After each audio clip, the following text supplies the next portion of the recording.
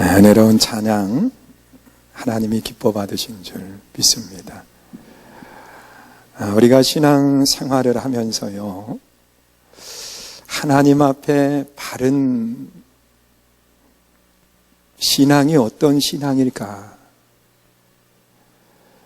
하나님은 사람을 바라보실 때 외모를 보지 아니하시고 중심을 보신다, 그렇게 말씀을 하십니다. 그래서 하나님은 형식적인 신앙이나 또 겉으로 드러나 있는 신앙을 그리 중요시 여기지 않는다는 거예요. 여러분, 옛날에 그 초상집에 이렇게 가보면은요, 뭐 지금은 이제 많이 그런 것들이 없어졌어요. 아니, 그렇게 하는 집들이 없어요. 베옷을 입고 난 뒤에 그 대나무로 된 이런 지팡이를 다 하나씩 가지고 있습니다. 그러면 지팡이를 짚고서는 이렇게 있게 되는데, 이제 문상을 오시는 분들이 이렇게 들어와요. 그러면 저기 문에 보이면 같이 이렇게 얘기하고 있다가 갑자기 지팡이를 짚고서는 아이고 그러면서 곡을 해요. 그러면 이제 문상을 하시는 분이 이제 문상을 하고, 그리고 절을 하면 지팡이 이렇게 잡고서는 절하고 난 뒤에 그분이 나가면 그래 어때? 괜찮아? 그러면서 이제 옆에 사람하고 안부도 묻고 또 얘기를 한참 하다가 온다 그러면 또 아이고. 이게 옛날 이 장례 풍습이었습니다. 그러니까 이 형식을 굉장히 중요시 여겼어요. 다른 사람이 볼 때 어떠냐? 이것이 가문이 있는 집이면 집일수록 더더욱 그랬습니다. 심지어 이스라엘 민족들을 보면 이 곡을 해야 되는데 눈물이 계속 안 나오잖아요. 그러면 사람을 사가지고 곡하는 사람을 두었습니다. 여러분, 다른 사람이 와서 아무리 울어준다고 해서 그것이 내 마음을 표현하게 하는 거냐는 거예요. 아니거든요. 여러분, 하나님이 원하시는 신앙의 삶이라고 하는 것은 내 삶에 드러나 있는 모습 속에서 다른 사람들이 보면서 야, 참 신앙생활 잘한다, 그리고 평가를 해도 하나님이 보실 때 아니다 그러면 그는 부끄러운 신앙인의 모습을 가진 겁니다.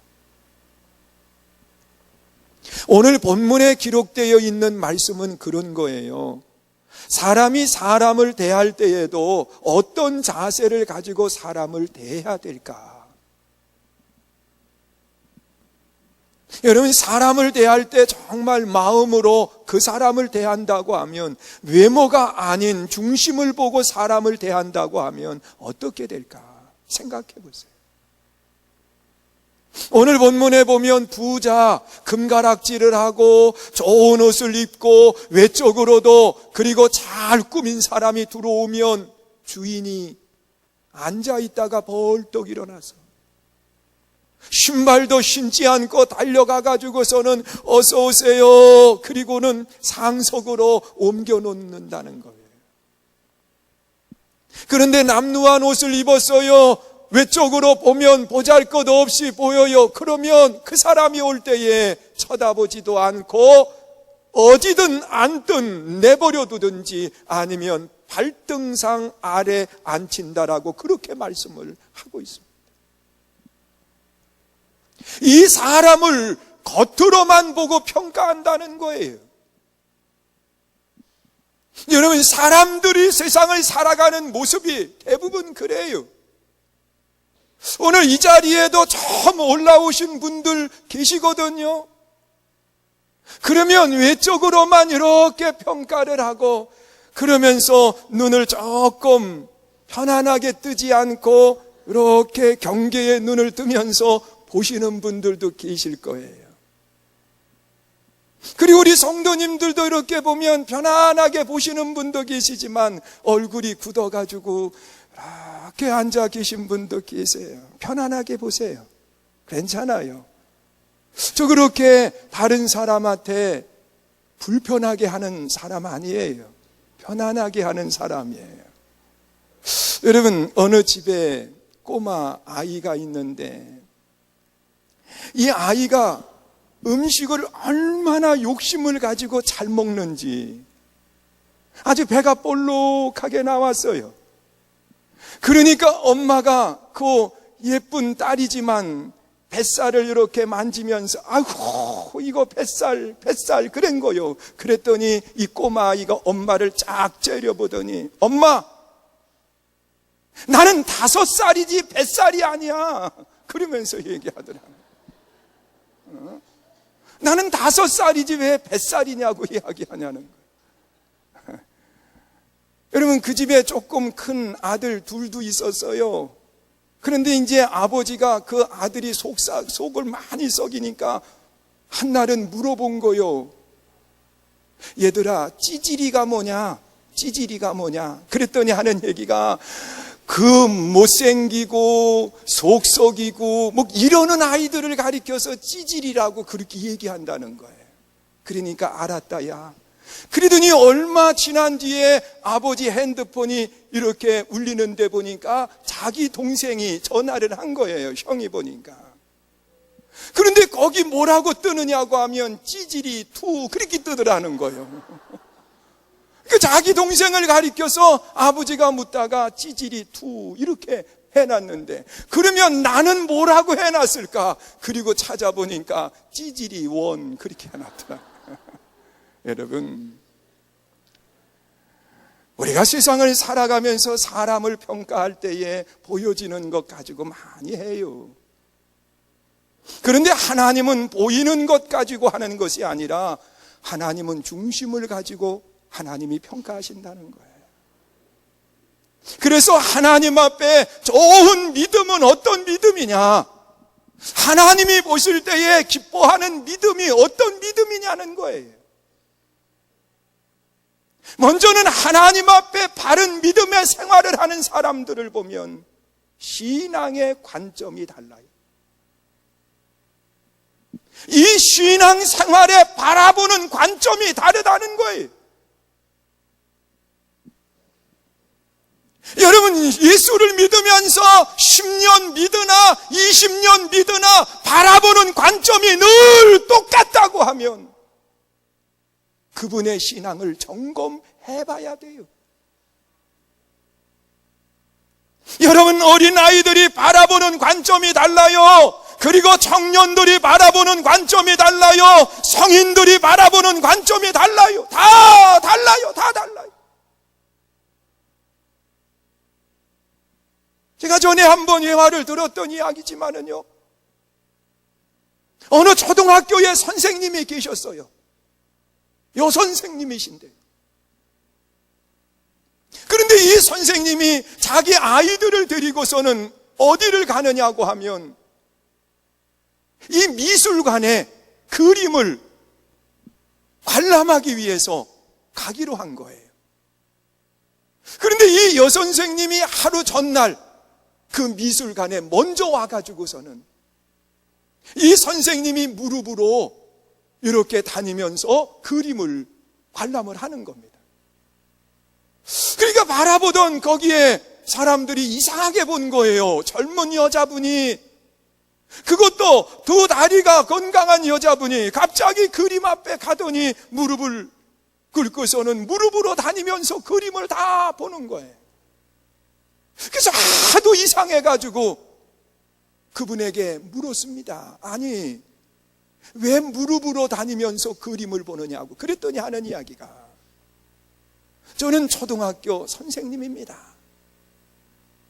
우리 아이들은 키가 크지 않고 적은 아이들인데 내일 이 미술관에 우리 아이들을 데리고 와서 관람을 하려고 그랬는데 이 아이들은 키가 적기 때문에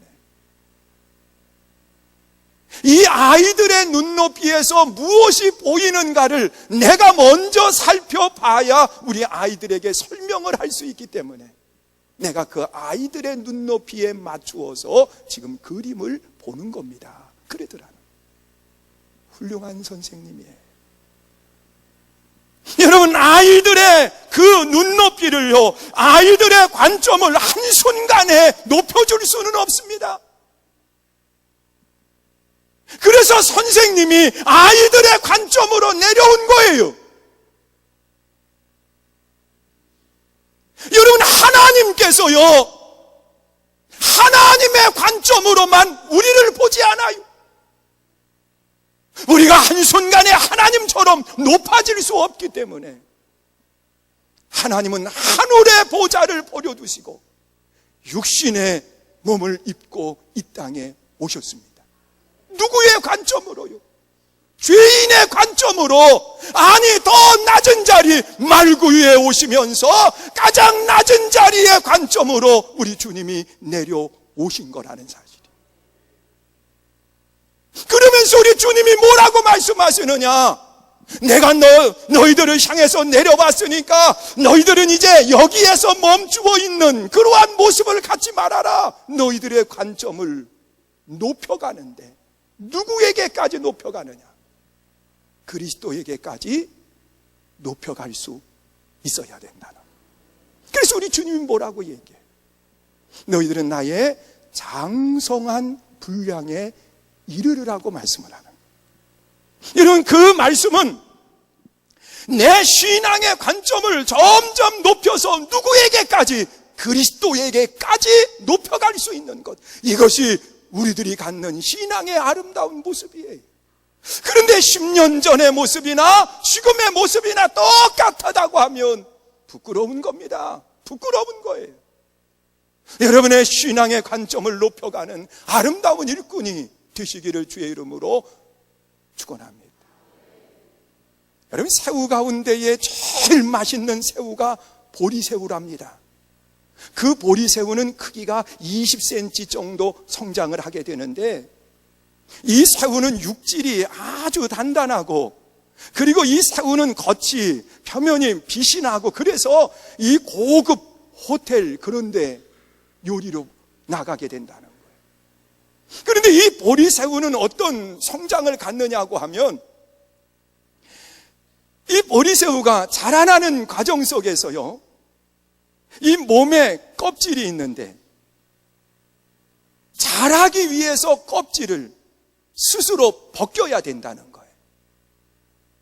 그런데 이 어릴 때는 껍질이 부드럽기 때문에 쉽게 벗겨져 가지고 자라난다는 거예요. 그런데 한 번 벗고 나면 그 껍질이 조금 단단해진답니다. 그래서 두 번째 껍질을 벗고 성장해야 되는데 그때는 벗기가 조금 어렵다는 거예요. 그래서 어려움 속에 껍질을 벗겨내고 또 성장하고 또 벗겨내면 그 단단한 게 나와서 그 다음 벗길 때는 정말 힘들게 그것을 벗겨서 또 다시 성장한다는 거예요.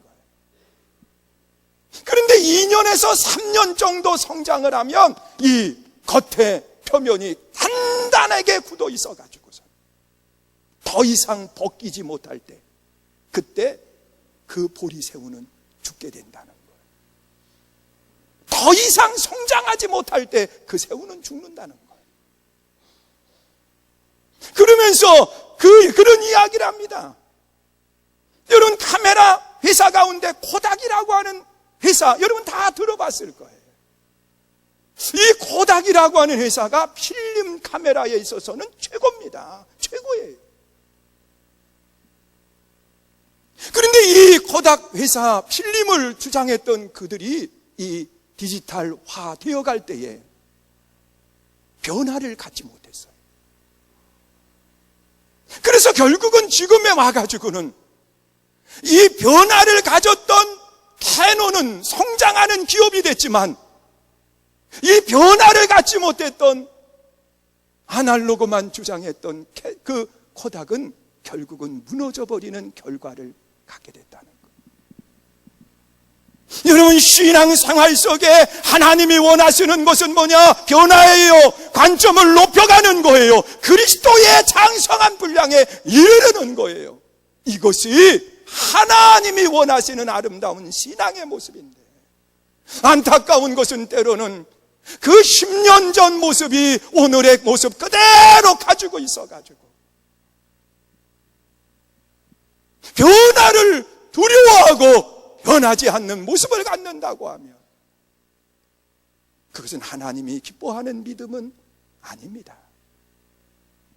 여러분의 신앙의 관점을 높이는 사람이 되시기를 주의 이름으로 축원합니다.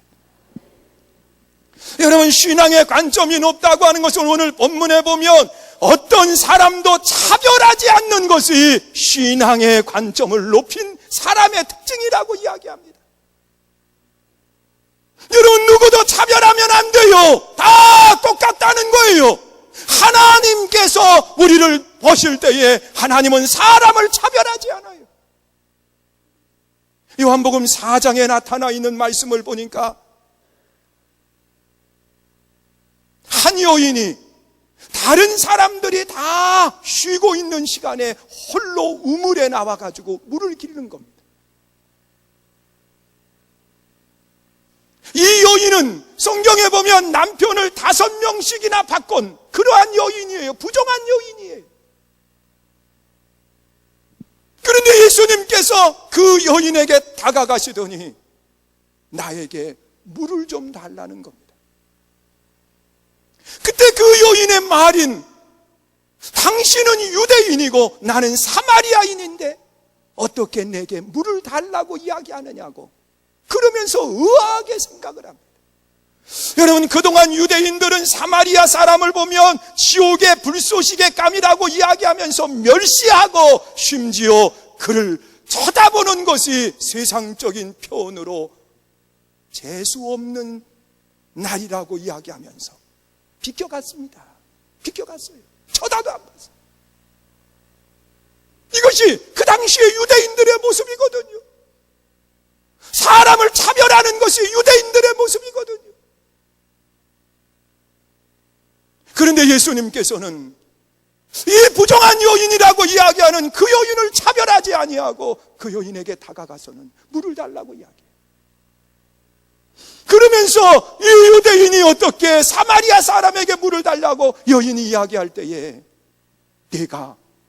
내가 누구인 것을 알았다고 하면 도리어 나에게 물을 달랬을 거다. 내가 주는 물은 다시 목마르지만 내가 주는 물은 목마르지 않다고 말씀을 하고 있습니다. 우리 주님은 차별하지 않아요. 믿으십니까? 여러분, 주님의 관점을 가지고 있는 사람은 누구도 차별하면 안 돼요. 누구도 차별하면 안 돼요. 그리고 또한 그리스도의 관점을 가진 사람들은요, 어떤 환경 속에서도 낙심하고 좌절하면 안 돼요. 왜냐고 하면 하나님은 능력자시기 때문에 그래요. 여러분, 하나님은 우주 만물을 말씀으로 창조하신 분이에요. 그래서 그 하나님을 빠른 눈으로 볼 수만 있다고 하면 우리는 어떤 환경 속에서도 낙심하지 않는다는 겁니다. 믿으세요? 여러분, 성경에 나타나 있는 말씀을 보세요. 한 여인이 12해 동안 혈류병을 앓았습니다. 그런데 그 여인의 마음속에 무슨 생각이 들었느냐고 하면 예수님만 만나면 내 병이 나을 수 있다. 그러면서 믿음의 관점이 높아졌어요. 사람들은 많이 움집해 있지만 이 여인은 사람들을 비집고 들어가가지고서는 믿음으로 예수님의 옷자락을 만졌을 때에 12해 동안 혈류병을 앓던 여인이 깨끗함을 받게 됩니다. 이 여인의 믿음의 관점을 높였을 때에 거기 기적과 역사가 일어난 거예요. 오늘 우리가 신앙생활을 하면서 하나님이 기뻐하는 모습이 뭘까? 하나님이 원하시는 모습은요, 믿음의 관점을 높이는 거예요. 할렐루야. 하나님은 능치 못함이 없다고 하는 분명한 믿음을 갖는 거예요. 여러분, 존 웨슬리 목사님이 미국에 선교사로 나가서 선교를 하고 돌아올 때에 큰 풍랑을 만납니다. 그리고 죽음 직전에 그는 고통하면서 두려움에 떨고 있을 때에 모라비안 교도들은 함께 모여 하나님을 찬양하고 하나님께 영광을 돌리는 거예요. 하도 이상하게 바라봤어요. 왜냐하면 나는 두려움 속에 떨고 있는데 이 사람들은 하나님을 찬양하면서 두려움을 갖지 않는 거예요. 여러분, 믿음의 관점이 다르면 한쪽은 두려움 속에 떨지만 믿음의 관점이 높은 사람은 하나님이 살아계시는데, 하나님은 역사하시는데, 하나님이 함께 하시는데, 믿음의 관점이 높은 사람은 두려워하지 않는다는, 같은 환경 속에서 말이에요. 나는 여러분들이 관점을 높이는 아름다운 신앙인이 되시기를 주의 이름으로 축원합니다. 또한 성경에 나타나 있는 말씀을 보면 믿음의 관점이 높은 사람은요, 오늘만 보지 아니하고 내일을 바라보는 눈을 갖게 된다는 겁니다. 여러분, 성경에 나타나 있는 말씀을 보세요.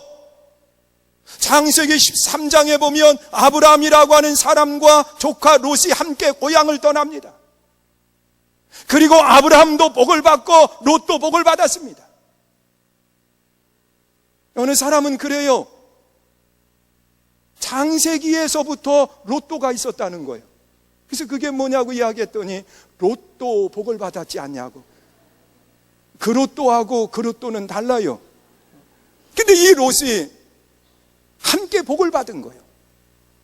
근데 이 하인들이 서로 좋은 자리 차지하려고 다툼이 일어납니다. 그때에 아브라함이 조카 롯을 부른 거예요. 롯아, 너 나와 함께 더 이상 있었다가는 너와 나마저도 의가 상할 것 같으니까 이제 네가 내 곁을 떠나야 되겠다. 네가 좌하면 내가 우하고 내가 우하면 나는 좌할 테니까 네가 원하는 것을 먼저 선택을 하거라 그랬어요. 그때에 조카 롯은 자기의 관점으로 선택을 합니다. 여러분, 눈으로 보니까 서할 땅 얼마나 아름다운지 몰라요. 소돔 고모라 성이 멸망받기 전이었으니까 정말 황금과 같은 땅인 거요. 여기다, 여기다. 그러면서 거기에 믿음의 관점을 가지고 자기는 바라보면서 눈에 보이는 것을 선택을 해요. 그런데 아브라함은 달랐어요. 오늘만 본 것이 아니라 내일을 보는데 그는 하나님의 약속을 붙들고 약속의 땅을 바라보는 겁니다. 그것이 바로 헤브론 땅이에요. 산지예요. 쓸모없는 땅이에요. 그러면서 믿음을 가지고 그가 바라보았을 때에 하나님은 아브라함의 믿음 그대로 그 땅을 약속대로 복의 땅으로 바꾸어 주시고, 인간의 눈을 가지고 바라보았던 이 소돔 고모라 성은 하나님의 심판의 땅으로 바꾸어지는 그런 결과를 갖게 됩니다. 나는 여러분들의 믿음의 관점을 높여서 오늘만 보는 믿음의 그 눈이 아니라 내일을 볼 줄 아는 믿음의 눈을 가질 수 있기를 주의 이름으로 축원합니다. 여러분, 사람이 좀 더 멀리 보면 큰 일을 할 수 있어요. 멀리 보면 더 큰 일을 감당할 수 있다는 거예요. 그리고 두 번째로 본문에 나타나 있는 말씀을 보면 하나님이 원하시는 바른 신앙은 뭐냐?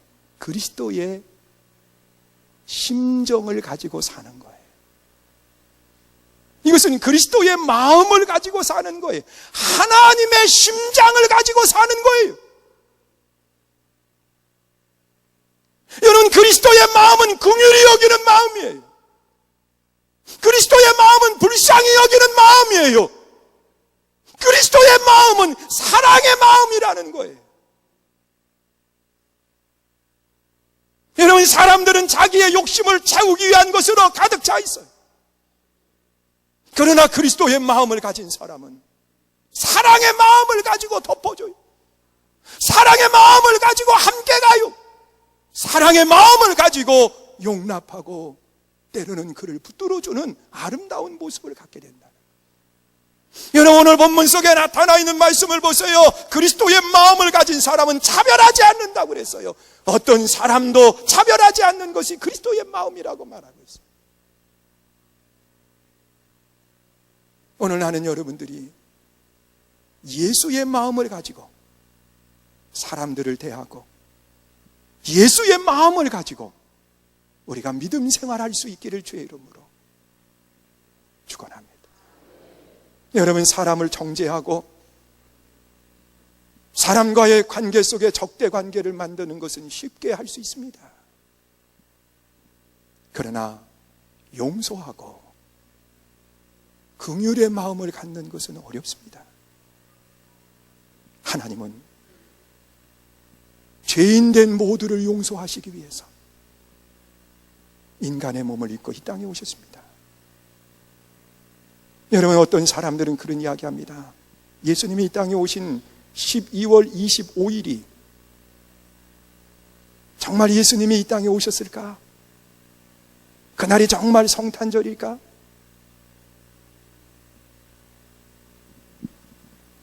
여러분, 성경은 중요한 것을 기록하고 있습니다. 중요하지 않은 것은 기록하지 않습니다. 모세가요, 어디에 묻혔는지 기록하지 않습니다. 왜냐하고 하면 그것이 우상이 될까 봐 그랬습니다. 예수 그리스도가 어느 날 오셨는지 기록하지 않습니다. 다만 예수가 오셨음을 기록하고 있습니다. 어느 날 오신 것이 중요한 것이 아니라 예수님이 오신 것이 중요한 겁니다. 그런데 12월 25일은요, 밤의 시간과 낮의 시간이 교차하는, 밤의 가장 어두운 시간에서 낮으로 바꾸어지는 시간이 바로 12월 25일입니다. 그래서 우리 주님은 가장 어두울 때에 빛으로 오셨습니다. 믿으십니까?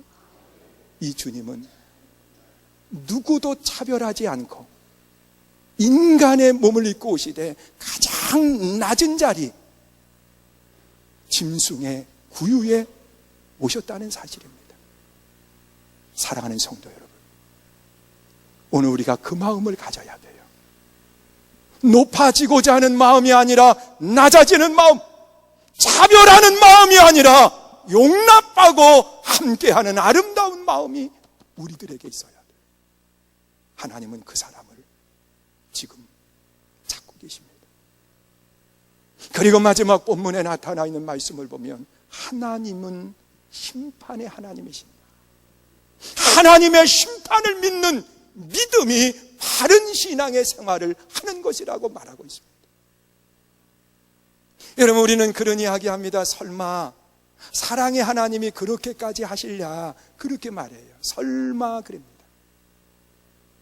그런데 사람들은, 또 다른 사람들은 또 이야기합니다. 설마가 뭐 한다고요? 설마가 사람 잡는다는 이야기합니다. 여러분, 하나님은 우리가 이 땅에 있을 때에는 사랑으로 우리에게 다가오시지만 마지막 심판 때에는요, 하나님은 공의의 하나님이십니다. 믿으세요? 그러면서 공의의 하나님됨을 하나님이 심판 때에 이렇게 하겠다고 하는 것을 분명하게 성경에 기록하고 있습니다. 여러분, 창세기 6장에서 9장에 나타나 있는 말씀을 보면 하나님이 세상을 바라보실 때에 죄악으로 가득 찬 세상을 보시게 됩니다. 그래서 하나님이 이들을 심판하시겠다고 하나님이 작정을 하시는 거예요. 그런데 그때에 한 사람, 노아가 눈에 들어왔습니다. 하나님은 노아에게 이 심판의 때를 면할 수 있도록 방주를 예비하라고 말씀하셨고 120년 동안에 걸쳐서 방주를 예비할 동안 하나님의 심판은 멈추어 있습니다.